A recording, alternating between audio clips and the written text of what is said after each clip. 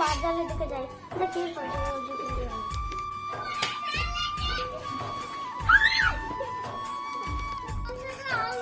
সস্তা সস্তা আলু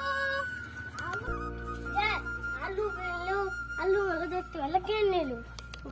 মোটকা নিয়ে যান 10 টাকা না বাবু, না বিক্রি করো।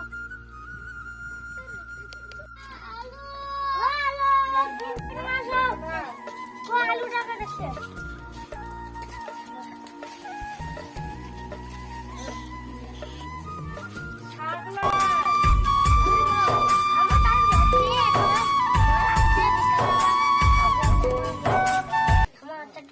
হবে না। হয়েছে বুকু আর কত তুলবা? না না তাহলে থামা, পয়সা